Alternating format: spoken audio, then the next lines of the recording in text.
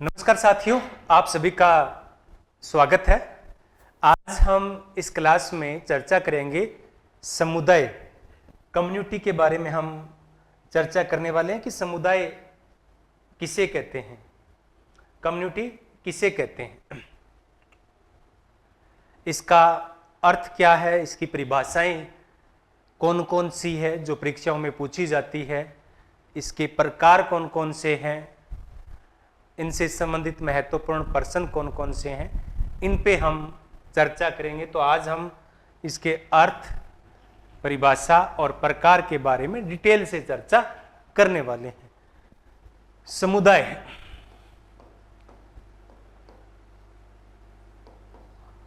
ये वह स्थान होता है जहां पर लोगों का समूह निवास करता है।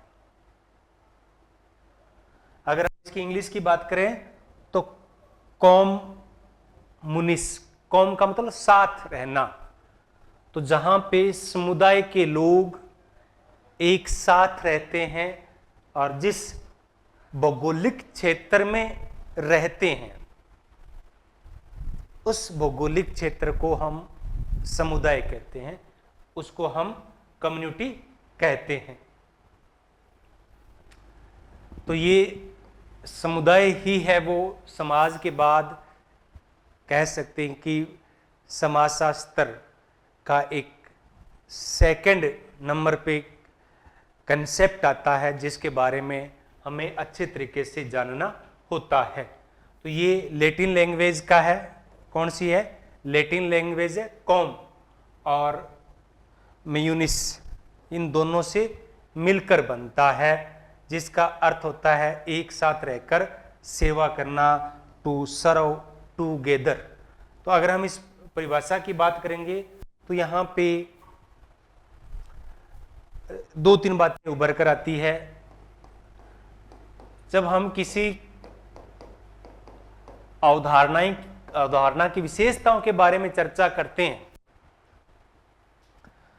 अगर हमें डेफिनेशन अच्छी तरीके से पता है तो हम इसकी विशेषताओं के बारे में, इसको कैरेक्टर के बारे में बिल्कुल अच्छे तरीके से देख सकते हैं। अभी आजकल यूपी के अंदर पैटर्न क्या चल रहा है कि वहां पे जो मेंस भी होने लगा है, प्री के साथ साथ में ऑब्जेक्टिव के साथ साथ में सब्जेक्टिव भी होने लगा है। तो आपको ये बात भी ध्यान में रखनी है अगर यूपी की कैंडिडेट है आप तो, कि हमें साथ साथ सब्जेक्टिव भी किस प्रकार से हमें प्रिपरेशन करनी है। तो देखो, विशेषताओं की बात करें तो इसमें जो एक सबसे बड़ा गुण है जो अन्य अवधारणाओं से अलग है वो है इसका निश्चित भौगोलिक क्षेत्र। बाकी जितने भी बेसिक कंसेप्ट है उसका भौगोलिक क्षेत्र से कोई विशेष संबंध नहीं है। जैसे हम समाज की बात करें, हम समूह की बात करें, हम परिस्थिति, हम चित्रीकरण, हम समाजीकरण, किसी भी कंसेप्ट की बात करेंगे तो भौगोलिक एरिया से कोई विशेष संबंध नहीं होता है। तो इसका जो संबंध है वो किससे है? निश्चित भौगोलिक क्षेत्र में ये निवास करता है। फिर ये लोगों का क्या है? समूह है, लोगों का समूह है। तो ये लोगों का समूह है जो एक निश्चित भूभाग में निवास करता है, उसे हम समुदाय कहते हैं। अब यहां पे कुछ कंसेप्ट हमारे क्लियर हो गए कि एक निश्चित भूभाग और उसके अंदर लोगों का समूह है। अब ये गांव हो सकता है, अब ये शहर हो सकता है, ये कोई ढाणियों का समूह हो सकता है, ये कोई कस्बा हो सकता है। अब शहर भी बहुत प्रकार के होते हैं, गांव भी बहुत प्रकार के होते हैं। तो ये सब जो एक निश्चित भौगोलिक क्षेत्र रखते हैं अपने। अब इसमें एक बात तो और जुड़ जाती है कि अब इसका कोई निश्चित नाम भी होता है, जो समुदाय होता है ना उसका एक निश्चित नाम भी होता है, एक पर्टिकुलर नाम होता है। कोई गांव होगा, कोई शहर होगा, कोई कस्बा होगा, तो उसका एक नाम हो जाता है। नाम आमतौर पे जिस व्यक्ति ने उस शहर को बसाया है, या फिर कोई ऐतिहासिक महत्व रहा है, या कुछ और कारण भी हो सकते हैं, तो एक निश्चित नाम होता है समुदाय का। बाकी किसी कंसेप्ट में ये चीज़ें नहीं होती है। अब जब कोई बसाता है या कोई शहर का नाम पड़ता है तो उसका कोई ना कोई एक रीज़न हो जाता है, लेकिन एक बात जरूर होती है कि कोई जानबूझकर समुदाय को नहीं बसाता है, कि ये नहीं कहता कि मैं ये गांव बसाऊंगा, मैं इस शहर का निर्माण करूंगा। एक दो परिवार वहां बसते हैं और धीरे धीरे अन्य लोग आकर वहां पर बसने लग जाते हैं और वो समुदाय बन जाता है। कोई ये नहीं कह सकता कि मैं 1000 घरों की बस्ती बसाने जा रहा हूं। जहां कुछ सुविधाएं मिल जाती है, पुराने समय की बात करें तो ज़्यादातर जो गांव है वो तालाब के किनारे। हमारे जितने भी गांव के नाम हैं उनके आगे सर लगता है। सर का मतलब होता है सरोवर। तो तालाब के किनारे ये बस जाते हैं और धीरे धीरे बस्ती बड़ी होती जाती है और गांव और शहर है वो आकार ले लेते हैं। कब गांव शहर में बदल जाए इसका कुछ नहीं कहा जा सकता है। कोई चौराहे पे होता है, कोई तिराहे पे होता है।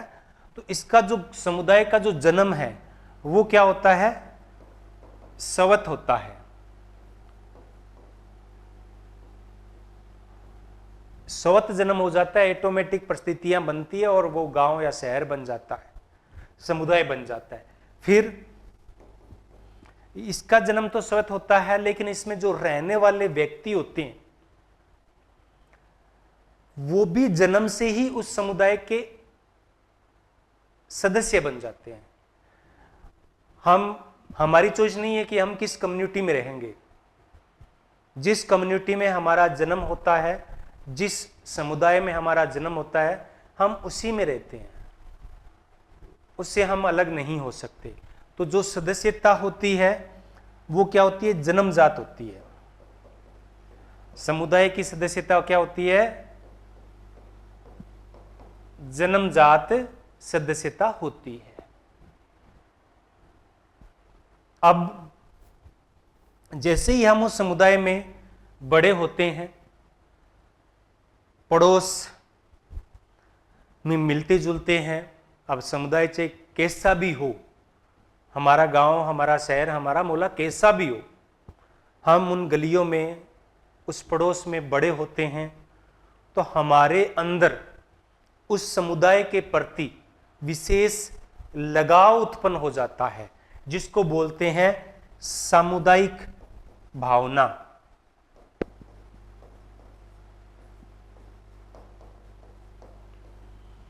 ये बहुत महत्वपूर्ण है। सामुदायिक भावना बहुत ज्यादा महत्वपूर्ण है। समुदाय और सामुदायिक भावना ये दोनों एक दूसरे के पूरक हैं। चाहे व्यक्ति किसी भी शहर में चला जाए, व्यक्ति कहीं विदेश चला जाए, कहीं दूसरे गांव में जाकर बस जाए, लेकिन जहां उसका बचपन गुजरा है वो उस समुदाय को भूल नहीं पाता है। उस समुदाय का जब नाम आता है, एक अपनत्व का भाव आता है, और उस अपनत्व के भाव को ही सामुदायिक भावना, कम्युनिटी के साथ अटैचमेंट उसका हमेशा रहता है। अभी मैं एक एग्जांपल दूं कि हम राजस्थान के अंदर एक एरिया है शेखावाटी। अब शेखावाटी में क्या है?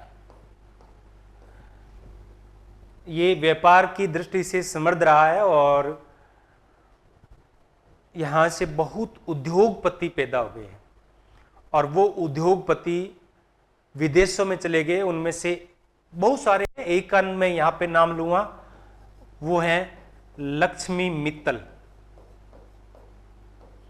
ये चूरू एक डिस्ट्रिक्ट है, वहाँ पे राजगढ़ कस्बा है, वहाँ के निवासी थे और ब्रिटेन के टॉप 10 अमीरों में उनका नाम आता है, दुनिया के भी टॉप 10 अमीरों में उनका नाम आता है।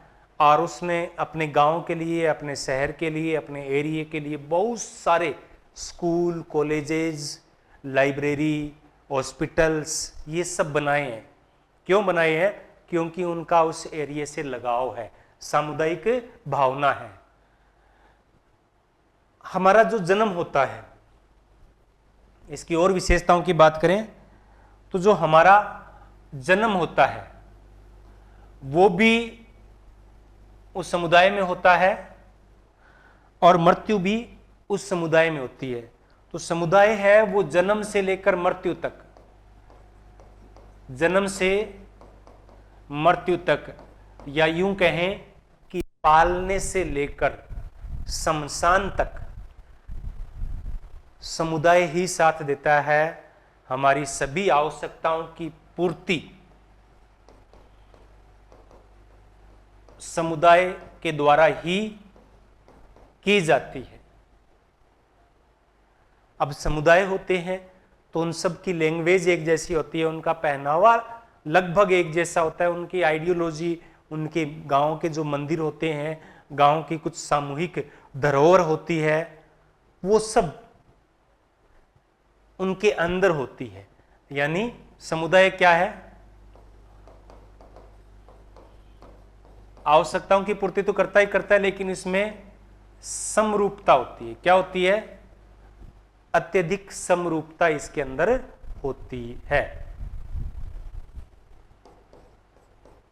अगर हम इसकी और विशेषताओं के बारे में चर्चा करेंगे तो फिर प्रत्येक समुदाय के अंदर कुछ विशिष्ट रीति रिवाज होती है, यानी उसमें क्या होती है, हम कह सकते हैं कि उसमें कुछ विशिष्टता होती है जो उसे अन्य समुदाय से अलग है वो करती है।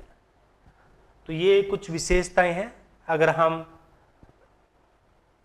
मेंस लिखें या कई बार ऑब्जेक्टिव में भी ये विशेषताएं पूछी जाती है, तो आप जैसे जैसे इसको समझोगे आपकी विशेषताएं हैं समुदाय की वो क्लियर होती जाएगी।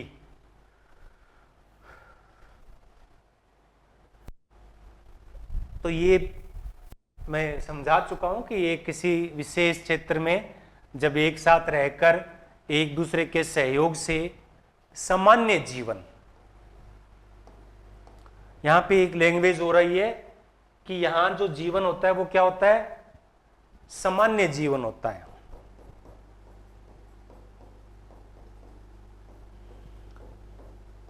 सामान्य जीवन का मतलब ये होता है कि वहां हम डे टू डे लाइफ गुजारते हैं।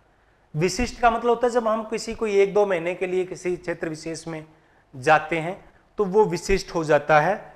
वहां हम जीवन जीते नहीं है, वहां पे हम समय काटते हैं या कोई विशेष उद्देश्य से जाते हैं, तो ये समुदाय हो जाता है। अब टोनीज ने, मैं बार बार कहता हूं कि 2 कंसेप्ट है वो दिए हैं, एक गेमाइन सॉफ्ट और एक गेसेल सॉफ्ट। तो गेमाइन सॉफ्ट है वहां पर संबंधों में घनिष्ठता होती है। अब इसकी अगर हम एक विशेषताओं की बात और करें तो यहां क्या होती है?